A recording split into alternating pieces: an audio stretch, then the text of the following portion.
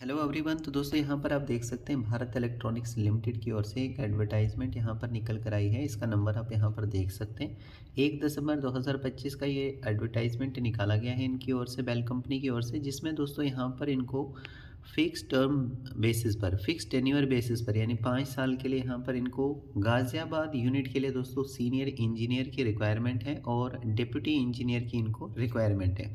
ठीक है। अब सीनियर इंजीनियर की अगर हम बात करें तो आपने बीई बीटेक जो है इलेक्ट्रॉनिक्स में किया होना चाहिए। मिनिमम आपका 4 साल का एक्सपीरियंस होना चाहिए दोस्तों। और 2 पोस्टें हैं, एक यहाँ पर अनरिजर्व कैटेगरी में है और एक एसटी कैटेगरी में है। ठीक है। और 1 दिसंबर 2025 को आपकी एज यहाँ पर चेक की जाएगी, 35 साल से ज़्यादा नहीं होनी चाहिए। आपकी लोकेशन जो है वो बेंगलोर यहाँ पर बताई गई है। ठीक है। दूसरी पोस्ट है डिप्टी इंजीनियर की। इसमें दोस्तों आपने बीई बीटेक मैकेनिकल में किया होना चाहिए, या बीई बीटेक आपने इलेक्ट्रिकल में करके रखा हो, या बीई बीटेक आपने इलेक्ट्रॉनिक्स में करके रखा हो। तो यहाँ पे अगर आपने ये जो डिसिप्लिन बताए गए हैं मैकेनिकल, इलेक्ट्रिकल और इलेक्ट्रॉनिक्स, इसमें अगर आपने बीई बीटेक करके रखा है तो एक एक पोस्ट यहाँ पर जो है वो तीनों डिसिप्लिन में एक एक पोस्ट यहाँ पर रखी गई है। बीई बीटेक मैकेनिकल में यहाँ पे डिप्टी इंजीनियर की एक पोस्ट है जो अनरिजर्व कैटेगरी में है। बीई बीटेक इलेक्ट्रिकल में जो यहाँ पे डिप्टी इंजीनियर की पोस्ट है वो ओबीसी एनसीएल के लिए रखी गई है। और बीई बीटेक जो इलेक्ट्रॉनिक्स में यहाँ पे डिप्टी इंजीनियर की पोस्ट है दोस्तों, ये अनरिजर्व में यहाँ पे 2 रखी गई हैं और एसटी कैटेगरी में 1, यानी कि बीई बीटेक इलेक्ट्रॉनिक्स में डिप्टी इंजीनियर की टोटल कितनी है, 3 पोस्टें हैं। और आगे आप यहाँ पर देख सकते हो 28 साल तक अगर आपकी एज आती है आप अप्लाई कर सकते हैं। इसके लिए कोई भी एक्सपीरियंस यहाँ पर रिक्वायर्ड नहीं रहेगा। आगे आप यहाँ पर देख सकते हैं अगर आप सेलेक्ट होंगे तो कहाँ पर आपकी यहाँ पर ये पोस्टिंग रहेगी। ठीक है। पोस्टिंग के बारे में भी बता दिया गया है कि कहाँ पर सेलेक्ट होने के बाद आपकी पोस्टिंग रहने वाली है। दोस्तों जनरल कैंडिडेट्स के लिए मैक्सिमम एज लिमिट जो है वो 28 साल रखी गई है डिप्टी इंजीनियर के लिए। और ये जो एज है 1 दिसंबर 2025 को देखी जाएगी तो जनरल कैंडिडेट्स के लिए 28 साल से ज़्यादा ना हो, ओबीसी कैंडिडेट्स के लिए 31 साल से ज़्यादा नहीं होनी चाहिए, और एसटी कैटेगरी में 33 साल से ज़्यादा नहीं होनी चाहिए। और आपकी आसानी के लिए आगे डेट ऑफ बर्थ भी मेंशन कर दी गई है। इसी तरीके से सीनियर इंजीनियर की पोस्ट के लिए भी दोस्तों 1 दिसंबर 2025 को आपकी एज काउंट की जाएगी। जनरल कैंडिडेट्स के लिए 35 साल से ज़्यादा ना हो, ओबीसी के लिए 38 साल से ज़्यादा ना हो, और जो एसटी कैटेगरी में आते हैं उनको 40 साल से ज़्यादा नहीं होनी चाहिए। और आगे यहाँ पे देखिए डेट ऑफ बर्थ भी मेंशन की गई है, ये आपकी आसानी के लिए दोस्तों।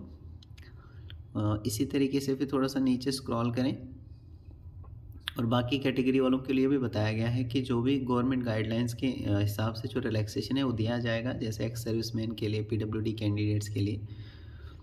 थोड़ा सा नीचे स्क्रॉल करें। नीचे स्क्रॉल होने के बाद दोस्तों क्वालिफिकेशन आपको पता लगी गई कि आपने बीई बीटेक या बीएससी इंजीनियरिंग 4 इयर्स की होनी चाहिए दोस्तों, या AMIE किया होना चाहिए from AICT approved college institute, या फिर जो रिकॉग्नाइज यूनिवर्सिटी हो।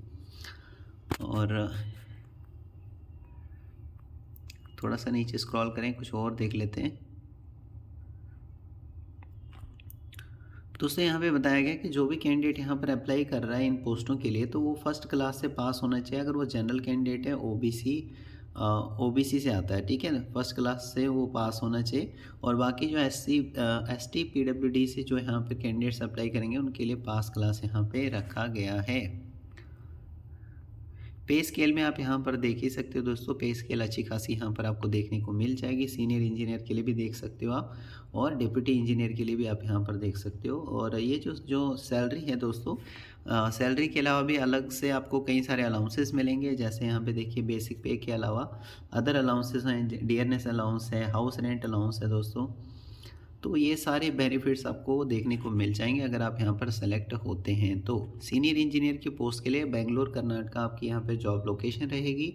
डिप्टी इंजीनियर के लिए आपकी जो लोकेशन है वो चंडीपुर उड़ीसा में, और सुलर तम्ब्राम तमिलनाडु में, शिलोंग न्यू दिल्ली NCR, या फिर anywhere in India based on management decision. जो भी मैनेजमेंट का डिसीजन है वो इंडिया में कहीं पर भी आपकी लोकेशन जो है वो मतलब कहीं पर भी आपकी पोस्टिंग कर सकते हैं। तो आप विलिंग टू ट्रैवल होने चाहिए दोस्तों, क्योंकि इनके पास राइट है दोस्तों कि ये कहीं पर भी जहाँ पर भी इनको ज़रूरत पड़ती है वहाँ पर आपको भेज सकते हैं। थोड़ा सा नीचे स्क्रॉल करते हैं तो यहाँ पर आपने देख लिया दोस्तों, कुछ पोस्टें ऐसी है जैसे डिप्टी इंजीनियर की पोस्ट है, इसके लिए कोई भी आपका एक्सपीरियंस नहीं मांगा गया है।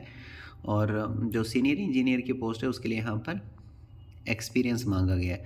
सिलेक्शन कैसे होगा, तो देखिए selection will be through a written test followed by interview. सबसे पहले आपका रिटन टेस्ट लिया जाएगा और उसके बाद इंटरव्यू लिया जाएगा। तो जो भी रिटन टेस्ट पर आपकी परफॉर्मेंस रहेगी उसी बेसिस पर फिर आगे आपको इंटरव्यू के लिए बुलाया जा सकता है। मिनिमम क्वालिफाइंग मार्क्स क्या रहेंगे, तो कैटेगरी के हिसाब से यहाँ पे बताया गया है। जैसे कि यहाँ पे देखिए जनरल ओबीसी एनसीएल कैंडिडेट्स के लिए रिटन टेस्ट में 35% यहाँ पर क्वालिफाइंग रहेंगे और इंटरव्यू के लिए भी इंटरव्यू में भी 35% बताया गया है। इसी तरीके से एसटी पीडब्ल्यूडी में 30% रखा गया दोनों रिटन टेस्ट और इंटरव्यू में। और यहाँ पे देखिए यहाँ पे लिखा गया है रिटन टेस्ट और इंटरव्यू जो है वो कंडक्ट कराया जाएगा दिल्ली एनसीआर। ये टेंटेटिवली बताया गया है, ये चेंज भी हो सकता है, लेकिन फ़िलहाल के लिए बता दिया गया है कि रिटन टेस्ट और इंटरव्यू जो कंडक्ट कराया जाएगा वो दिल्ली एनसीआर में कराया जाएगा।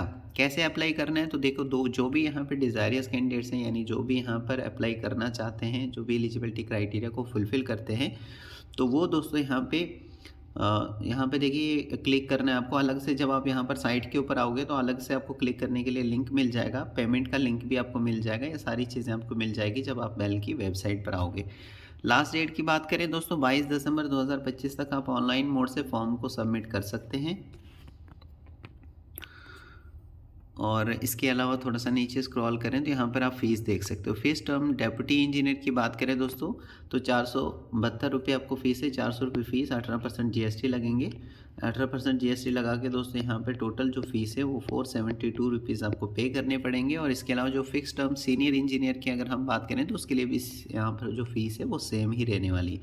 जो कैंडिडेट बिलोंग करते हैं एससी में, एसटी में, पीडब्ल्यूडी में, एक्स सर्विसमैन कैटेगरी में, उनको किसी भी तरह की फ़ीस यहाँ पर पे करने की ज़रूरत नहीं है। फ्री ऑफ कॉस्ट वो यहाँ पर फॉर्म को फिल कर सकते हैं। कैसे फ़ीस पे करनी है दोस्तों, उसके लिए अलग से लिंक इन्होंने दे दिया है। जब साइट के ऊपर आप आ जाओगे तो यहाँ पर आपको फॉर्म फिल करने का लिंक भी मिल जाएगा दोस्तों, और आपको पेमेंट की इंस्ट्रक्शंस वो भी यहाँ पर बता दी गई, सारी चीज़ें आपको बता दी हैं।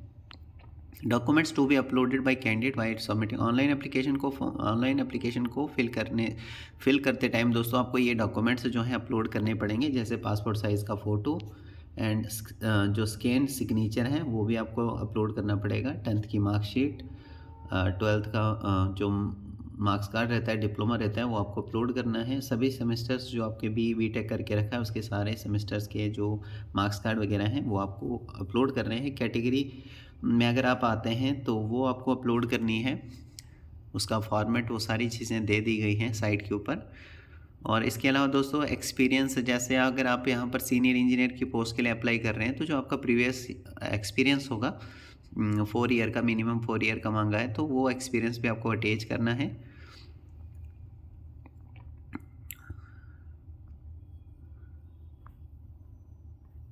और ये जो पोस्ट यहाँ पे निकल कर आई है दोस्तों, इसके लिए ऑल इंडिया लेवल से सभी कैंडिडेट अप्लाई कर सकते हैं जो भी एलिजिबिलिटी क्राइटेरिया को फुलफ़िल करते हैं। तो ओके, तो सारी चीज़ें आप करेक्ट फिल कर लीजिएगा, जैसे ईमेल, फ़ोन नंबर, ये सारी चीज़ें आप करेक्ट डालिएगा ताकि जो भी इनकी ओर से कम्युनिकेट किया जाएगा आगे चलकर तो वो आपको मिल सके दोस्तों। अपनी ईमेल आईडी जो है वो एक्टिव दीजिएगा। तो यहाँ पे देखिए आप जो एप्लीकेशन फॉर्म है वो स्टार्ट हो चुके हैं 1 दिसंबर 2025 को, और जो लास्ट डेट फॉर्म की रहेगी 22 दिसंबर 2025 तक आप यहाँ पर अप्लाई कर पाएंगे। और जो रिटन टेस्ट है वो यहाँ पे बताया गया है कि जनवरी के एंड में जो है यहाँ पर आपका रिटन टेस्ट लिया जाएगा। और ये टेंटेटिव है, ये डेट जो है थोड़ी आगे पीछे जा सकती है, लेकिन फ़िलहाल के लिए आपको बता दिया गया है कि जनवरी के एंड में रिटन टेस्ट जो है आपका कंडक्ट कराया जाएगा। फर्दर डिटेल या एनी क्लेरिफिकेशन के लिए आप इनको ईमेल भी कर सकते हैं। यहाँ पर देखिए बता दिया गया है bellgzb@jobapply.in। तो इस पर आप मेल करके किसी भी डिटेल के लिए, फर्दर डिटेल एनी क्लेरिफिकेशन के लिए इनको मेल कर सकते हैं। तो दोस्तों होप करता हूँ आपको ये सारी चीज़ें क्लियर हो चुकी होंगी। फिर भी कोई डाउट वगैरह रहता है तो वो मुझे आप पूछ सकते हैं दोस्तों। आप सबका बहुत बहुत थैंक यू।